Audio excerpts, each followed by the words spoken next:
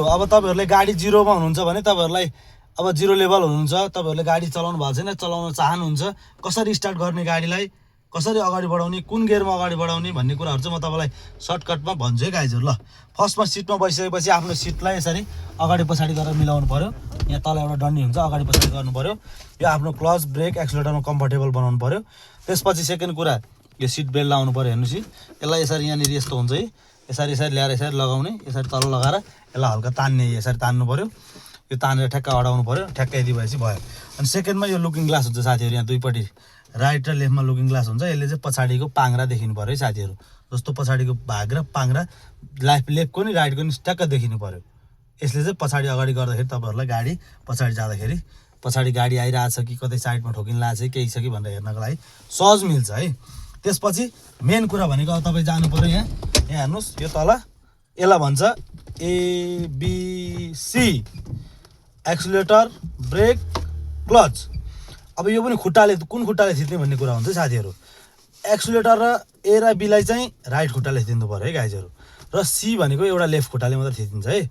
अब यसको काम के, यसको काम के, यसको काम, ए को काम के एक्सिलरेटर काम स्पिड कुदाउने, ब्रेक को काम के गाडीलाई रोकाउने स्टप गर्ने, अनि सी को काम के यसले चाहिँ तपाईको मेन कुरा भनेको जहिले पनि गाडी गियरमा छ भने पनि तपाईको मेन कुरा भन्दाखेरि चाहिँ जस्तो गियर लगाउनु पर्यो भने अथवा गियर चेन्ज गर्नु पर्यो भने चाहिँ जहिले क्लच थिचेर लगाउनु पर्यो, बुझ्नुभयो नि। अनि गाडी रोक्नु पर्यो भने क्लच थिचेर रोक्नु पर्यो, फुल थिचेर रोक्नु पर्यो। अनि जस्तो तपाईले गाडी बजारतिर अलि गाडी जाम भएको ठाउँमा स्लो कुदाउनु पर्यो भने हाफ क्लचमा थिचेर बिस्तारै ब्रेक अथवा एक्सिलरेटर बिस्तारै लिनु पर्यो। र तीन कुरा त मैले भनिसके। अनि गाडी स्टार्ट गर्नु पर्यो गियरमा छ भने पनि जहिले पनि यो क्लचलाई चाहिँ फुल थिचेर स्टार्ट गर्नु होला। न्युट्रलमा छ भने नथिच्दा नि हुन्छ, ब्रेक थिचेर स्टार्ट गर्दा हुन्छ। र क्लच चाहिँ गियरमा छ भने जहिले अनिवार्य फुल थिचेर स्टार्ट गर्नु होला, नत्र गाडी अगाडि गएर ठोकिन्छ अथवा अफ हुन्छ, हरेक एक्सिडेन्ट हुन सक्ने सम्भावना हुन्छ। ल गाइजहरु त्यसपछि तपाईहरुलाई म सिकाउँछु गियरको बारेमा। अनि यो स्टिङहरुको बारेमा पनि भनिदिउँ ल तपाईलाई म गियरको विशेष कुराहरु चाहिँ म सिकाइहाल्छु। ल गाइजहरु यो गियर भन्छ यसलाई, यो नलगाइकिन गाडी अगाडि बढ्दैन। र हामीले बेसिक जिरोमा सिक्ने भनेको 1 नम्बर र आर भन्छ, दुईटा गियर हो। 2 3 4 5 भनेको अलि जान्ने भएपछि रोडमा स्पिड कुदाउँदाखेरि तपाईले सिक्ने कुराहरु है यिनीहरु चाहिँ अरु भनेको चाहिँ। अनि वो अब यो बीचको भाग घेरा तानेको छ के होला भन्नुभयो होला गाइजहरु, यो चाहिँ जस्तो न्युट्रल भन्छ यसलाई चाहिँ। यो चाहिँ जिरो हो, यसमा चाहिँ गियरहरु केही पनि छैन अहिले, यसमा चाहिँ गाडी नि कुद्दैन, यसरी हल्लिन्छ यस्तो अवस्थामा। अब यस्तो अवस्थामा हल्लेपछि हामीले अब स्टार्ट गरेर हिँड्ने बेलामा के गर्नु पर्यो, जहिले पनि जिरोमा छौं भने रोकेको ठाउँबाट हिँड्नु पर्दा 1 नम्बर लाउनु पर्यो। 1 नम्बर लाउनलाई यो न्युट्रलबाट यस्तो हात बनाउने अनि यसरी उँभो ठेल्दिने 1 नम्बर लाग्यो है गाइजहरु। अब 2 लाउनु पर्यो भने यसैबाट सिधा उँधो तान्दिनुस्, 2 लाग्यो, फेरि न्युट्रलमा लानुस्, फेरि 3 लाउनुस्, फेरि न्युट्रलमा ल्याउनु पर्छ। त्यसपछि 4 लाउनुस्, फेरि 4 लागेर अब 5 लाउनु पर्यो भने फेरि न्युट्रलमा ल्याएर यता राइटपट्टि ठेल्नुस् अनि उँभो लाउनुस्, यो पनि 5 लाग्यो। अब फेरि ब्याक लाउनु पर्यो भने 5 बाट न्युट्रलमा ल्याउनुस्, न्युट्रलबाट लेफ्टपट्टि राइटपट्टि ठेलेर अनि उँधो तान्दिनुस्, यो चाहिँ ब्याक गियर लाग्यो। ब्याक भनेको पछाडी गाडी कहिलेकाहीँ ब्याक गर्नु पर्दा पार्किङ राख्नु पर्दा लाग्ने गियरलाई ब्याक गियर भनिन्छ। यो बिचको भाग न्युट्रल हो, बुझ्नुभयो नि गाइजहरु। 1 मा जहिले पनि गाडीलाई उठाउँदा अथवा हिँडाउँदाखेरि चाहिँ 1 मा हिँडाउनु पर्यो। त्यसपछि बिस्तारै स्पिड बढाउँदै जानु पर्यो भने 2 3 4 5 लगाउनु होला। ल त्यति भयो गियरको। अरु नबुझे फेरि म भन्दिउ होला गाइजहरु पछि। अर्को यो जस्तो अब यो फेरि ह्यान्ड ब्रेक छ। यहाँ ह्यान्ड ब्रेकको चाहिँ काम अहिले खुल्ला छ। ह्यान्ड ब्रेक हेर्नुस् यहाँ यसरी डाउन छ, अहिले यो बटम खुल्ला छ। अब तपाईहरुले ह्यान्ड ब्रेक लगाउने केमा लाग्छ त भन्दाखेरि ह्यान्ड ब्रेक चाहिँ तपाईहरु जस्तो गाडी उकालामा रोक्नु पर्यो भने अथवा जाममा रोक्नु पर्यो भने अथवा तपाईहरुलाई खुट्टा गल्यो धेरै बेर बसिरहनु पर्यो, कहीँ पार्किङ गरेर हिँड्नु पर्यो भने, बाहिरतिर झर्नु पर्यो भने चाहिँ ह्यान्ड ब्रेकको काम पर्छ। जस्तो यो ह्यान्ड ब्रेक देखाउनुस् त, यसलाई चाहिँ अब लगाउनु पर्यो भने चाहिँ यो बटम नथिचिकिन यसरी सरक्क हातले समाएर यसरी तान्नु पर्यो, बुझ्नुभयो नि। अब डाउन गर्नु पर्यो भने चाहिँ उँभो तानेर योलाई बटमलाई दबाएर उँभो यसरी डाउन गरिदिनु पर्यो, यो डाउन भयो। जहिले पनि गाडी हिँडाउने बेलामा ह्यान्ड ब्रेक डाउन गरेर अथवा ह्यान्ड ब्रेक खोलेर चाहिँ हिँड्नु पर्यो, ह्यान्ड ब्रेक तल झारेर हिँड्नु पर्यो। र लक कहीँ पार्किङ गर्नु पर्यो, उकाला रोक्नु पर्यो, जाम पर्यो यताउति भनेदेखि चाहिँ तपाईहरुले यो बटम नथिचिकिन सट्टै ह्यान्ड ब्रेक तान्नु होला अनि गाडी अडिन्छ, पछाडिको टायरमा ब्रेक लाग्छ।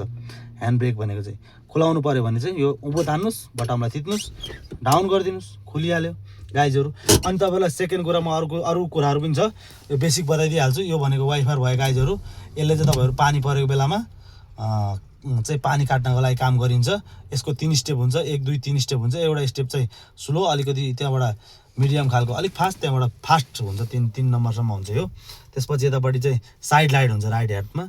त्यो साइड लाइट चाहिँ तपाईँको जस्तो तपाईँ काहीँ साइड दिनु पऱ्यो मान्छेलाई, अथवा अर्कोतिर घुम्नु पऱ्यो, टर्निङहरू लिनु पऱ्यो, कुनै ठाउँबाट तपाईँ भित्र पस्दै हुनुहुन्छ भने चाहिँ लेफ्टपट्टि पस्नुहुन्छ भने लेफ्टपट्टि ठेलिदिनुहोस् बल्छ, राइटपट्टि ठेलिदिनु भयो भने राइटपट्टिको बल्छ, र सेन्टरमा चाहिँ यसको अफ हुन्छ। अटोमेटिक पनि यसरी आफै घुम्ने नै हुन्छ अहिलेको गाडीहरूमा चाहिँ स्टिङमा। तर यो चाहिँ तपाईँले आफैले गर्दा नि भयो, तर आफै अर्को साइडपट्टि घुमाउनु भयो भने स्टिङलाई त्यो अफ हुन्छ है गाइजहरू, बुझ्नुभयो नि, त्यो अटोमेटिक अफ हुन्छ। अनि यो बिच भागमा हरन हुन्छ गाइजहरू, यहाँनिर यहाँ हरन हुन्छ, यसको यो ह्यान्डलको यो यहाँ पनि बज्छ, यहाँ पनि बज्छ, यो बिचमा ह्यान्डल अफ हुन्छ। यसको चाहिँ जस्तो हरन बज्छ, यसलाई थिच्यो भने चाहिँ अफ भन्ने, सरी है गाइजहरू, अफ भन्ने छ होइन। बोल्दा बोल्दै अलिकति गाह्रो महसुस हुँदैछ गाइजहरू। अनि तपाईँको यो स्टिङ सिधा छ कि छैन गाडीको भनेर हेर्नु पऱ्यो भने चाहिँ जस्तो यसलाई अब यसरी स्टार्ट गरिदिने, जस्तो यसलाई स्टार्ट गरिदिएपछि अब स्टार्ट भयो हेर्नुहोस् गाइजहरू। अब यो न्युट्रलमा छ, क्लच नथिच्दा नि हुन्छ, ह्यान्ड ब्रेक लगाएको छु मैले।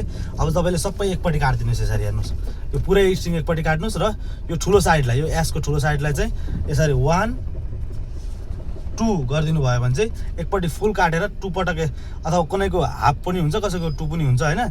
जति काट्नुभएको छ त्यसको हाफ चाहिँ यतापट्टि यसरी माथि फिर्काइदिनु भयो भने स्टिङ चाहिँ एकदम स्ट्रेटमा बस्यो। अब गाडी तपाईँको बाहिर दुईवटा चक्काहरू चाहिँ सिधा बस्यो। यो चाहिँ चक्का सिधा गर्ने आइडिया है गाडीहरू। पुरै एकपट्टि घुमाउनुहोस्, सबै लक गर्नुहोस्, अनि लक गरेको ठाउँबाट यस्तो ठुलो साइडलाई चाहिँ 2 पटक माथि पुऱ्याइदिनुहोस्, अथवा 1.5 पटक पुऱ्याइदिनुहोस्। त्यो चाहिँ तपाईँको गाडीको टायर सिधा हुन्छ। अनि तपाईँले ब्याक गर्नु पऱ्यो, अगाडि जानु पऱ्यो भने यताउता गाडी नगइकन एकदम स्ट्रेट गाडी जान्छ है। यो चाहिँ बेसिक भयो गाइजहरू है। फेरि तपाईँहरूलाई अर्को भिडियोमा चाहिँ म फेरि सिकाउँला, र तपाईँहरूलाई लास्टमा भन्छु यो चाहिँ ब्याक गर्नु छ भने यो यसको काम चाहिँ ब्याक गर्दाखेरि पछाडि कोही मान्छे छ कि छैन, केही छ कि छैन भनेर हेरेर ब्याक गर्न मिल्ने ऐना, लुकिङ ग्लास, मिटर भन्छ है गाइजहरूलाई चाहिँ, बुझ्नुभयो नि। अनि अरू कुराहरू धेरै छ गाइजहरू, अझै पनि मैले अलिक सर्टकटमा बनाएँ। अलिकति भिडियो बनाउन असहज भइरहेछ, यहाँनिर मलाई अलिकति गर्मी भइरहेछ, र माइकहरू स्टार्ट गरेको थिएन, बाहिरतिर गाडीहरू चलिरहेछ, अलिक साउन्ड त्यस्तै आयो होला। कुनै कुराहरू छुट्नै सकेको हुनसक्छ होइन। म फेरि तपाईँहरूलाई कमेन्ट गर्नु होला, अथवा बुझ्दै गर्नु होला। म फेरि विस्तृतमा राम्रोसँगले तपाईँहरूलाई बुझाएर अरू भिडियो पनि बनाउँछु। यो चाहिँ मैले सर्टकटमा बनाइदिएको है गाइजहरू। ल अहिलेलाई बाई बाई गाइजहरू। फेरि कार सिक्नु पऱ्यो भने यो बुढोलाई सम्झिनु न, ए बुढो होइन नि, बुढो होइन नि, बुढो गाइजहरू।